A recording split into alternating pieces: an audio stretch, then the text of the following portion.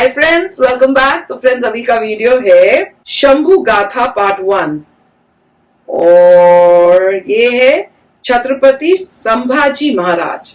तो चलो वीडियो शुरू करते हैं। वीडियो शुरू करने से पहले अगर आप चैनल पर नए हो और आपने अभी तक सब्सक्राइब नहीं किया है तो जल्दी से पहले सब्सक्राइब के बाद में बेल आइकन को क्लिक कर लो ताकि आपको हमारे सारे न्यू वीडियोस के नोटिफिकेशन मिल जाएं जैसे हम अपलोड करें। अगर आपको वीडियो पसंद आता है तो प्लीज लाइक एंड शेयर। चलिए शुरू करते हैं।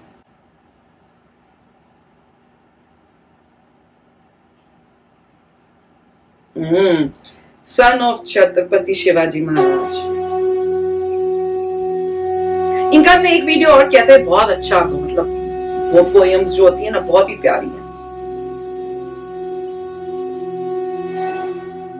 पुरंदर के पत्थरों में हर हर की गूंज थी, अग्नि सम बरसे मेघ बगवी हर बूंद थी। सई माँ के पेट माँ भवानी का सूत्र था, चंचल प्रचंड मानो मन का वो रुद्र का।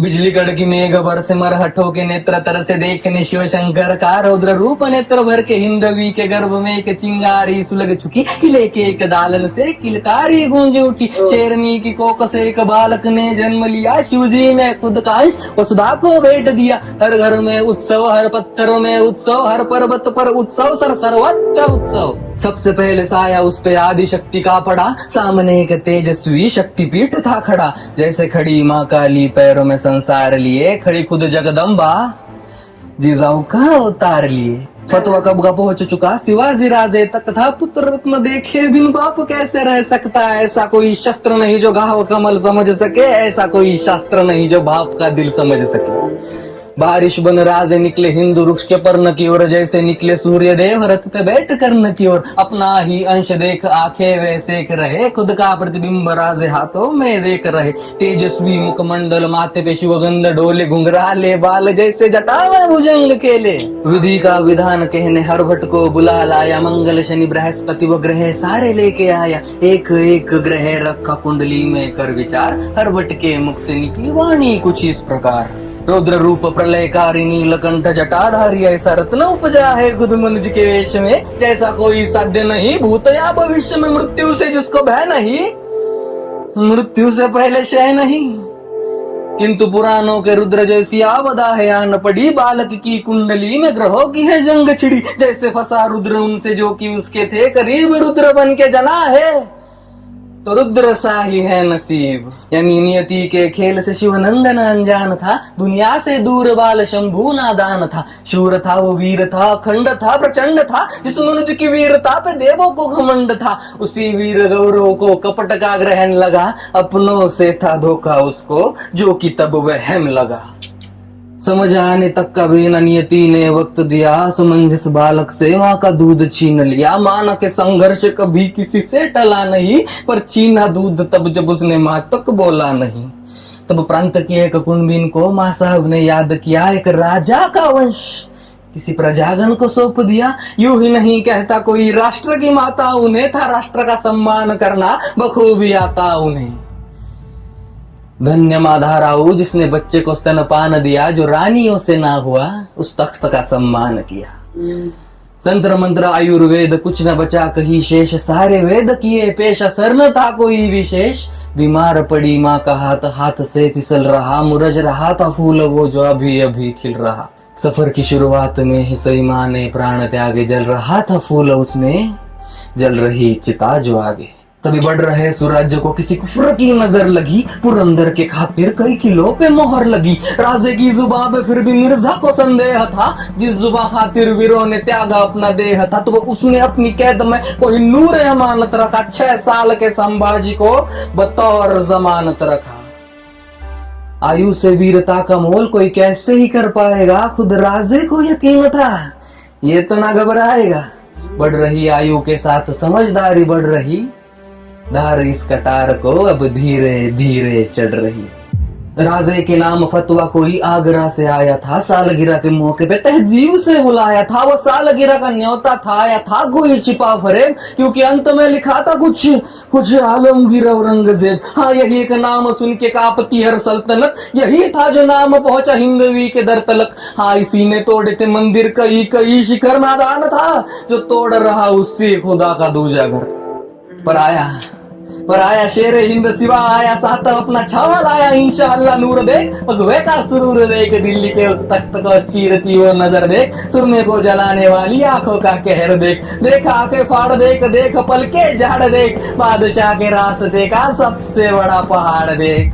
अरे पर मौका परस्त बादशाह की अकल बड़ी कमाल चली कटेगा सिवा पर झुकेगा नहीं ये सोच के एक चाल चली रिवाजे दरबार कहकर झुकने का एक हुक्म उठा ललचा रहा शिकार देख बंदे शेर का सबर छूटा क्रोधित राजे तख्ते दिल्ली को पीठ दिखाकर चल पड़े संतप्त पिता को रोकने खातिर नन्हे शंभू दौड़ पड़े बदतमीजी की सजा कहकर पिता पुत्र को कैद किया आगे से ना हो सका तो पीठ में खंजर खोप दिया कैद हुए राजे बेशक पर सोच तो आजाद हुई और उनकी सोच को कैद करे वो जंजीर कहीं मौजूद नहीं मुगलजादों का पहरा तोड़ परिंदे कब के उड़ गए सालगिरह का तोहफा कहकर कुछ पंख अपने छोड़ गए निकल चुके थे कैद से पर जान अभी ना छूटी थी खुद की निशान सूरत था जब औरंगजेब से रूठी थी पकड़ लो जिंदा या मुर्दा काफर बच के ना जा पाए सिर उड़ा दो खुद के ही घर खाली हाथ लौट आए।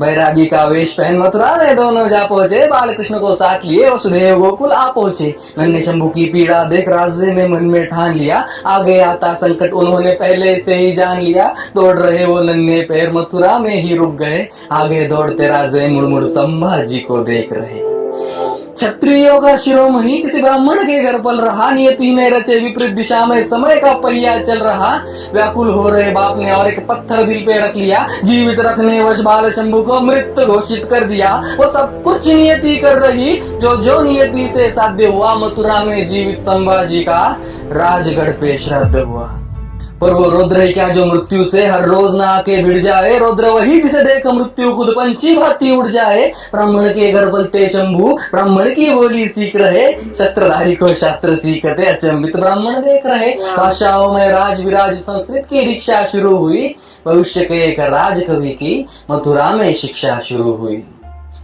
लौटे शंभू मथुरा से घर वो शंभू अब नादान न थे अच्छे बुरे के भेद को अब वो भली भांति से जान रहे संघर्ष की उनकी माला का पहाड़ पहला ढल चुका तख्त का युवराज चलो जैसे भी संभल चुका शस्त्रों की एवं शास्त्रों की रीति रिवाज वस्त्रों की कटार ढाल अश्वचाल भाला तीर गदा विशाल एक एक करके राजे अदब सारी सिखा रहे हर एक चुनौती को आंख शंभू राजे दिखा रहे देख यू दोनों को साथ तख्ते दिल्ली का परा भगवे का साम्राज्य अपनी बढ़ती सीमा नाप रहा ऐसे हो शिकारी तो शिकार लड़खड़ाएगा देख साथी ने हर एक रिपू डगमगाएगा निसंदेह शंभू तख्ते हिंद को चलाएगा शेर का छावा है वो शेर ही कहलाएगा।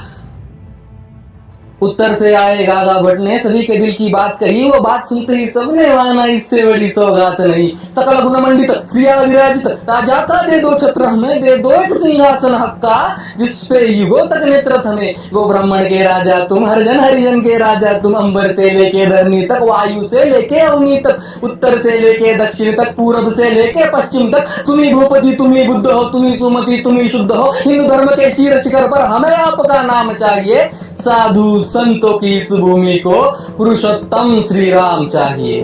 ढोल नगाड़े मंत्र जाप से रायगढ़ था गूंज रहा अंबर में तपता सूरज वो था गर्व से आंखें मूंद रहा विराजे जिसपे हिंद भूपति उस सिंहासन के भाग खुले छत्रपति को देख सभी के हर्ष विलासित शीश डोले उसी एक सजे आसन पे खुद संभाजी विराजे थे वो शंभू अब शंभू न केवल युवराज संभाजी राजे थे। अदब भरे युवराज को एक छुपी नजर थी देख रही वही नजर जो बस नजरों से पुष्प पंखुड़ी फेंक रही देख रही थी ऐसे जैसे राधा देखे गिरिधर को जैसे देखे पार्वती मैया अपने ही शिव शंकर को ये सुमाई की पवित्र आंखें शंभू राजे पे जकड़ गई पति प्रेम की अमृत वर्षा नेत्रों से ही पकड़ रही श्रिया विराजित पुत्र देख दो भाव का आंखें बह रही गर्वित हर्षित नजरों से ही जाऊं थी कुछ कह रही किंतु युवराज बन चुके शंभू देख एक रूह थी जो जल रही जले जैसे जंगल की आग जो हर एक जीव निगल रही पुत्र प्रेम के अंधकार व सौतेला शंभू दफन हुआ महारानी सोया का आंचल शंभू खातिर कफन हुआ रुद्र की दूजी अग्नि परीक्षा इसी मोड़ से शुरू हुई शंभू गाथा के इस पन्ने से हुई कथा एक शुरू में।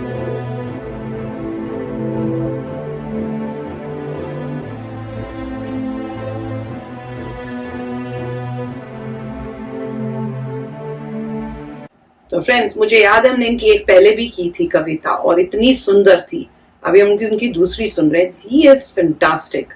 और मैं हर बारी, पिछली बारी भी मुझे याद है जब मैंने देखा था, मैं इतनी इम्प्रेस्ड हुई थी। मैंने कहा देखो आजकल के टाइम में जहां पे लोग बड़ा अपना वेस्टर्न कल्चर को अपनाने की कोई सोचते हैं और बड़ा वो हम हिप हो गए या मॉडर्न हो गए, इनको देख के लगता है कि हमारा कल्चर ना इंटैक्ट है।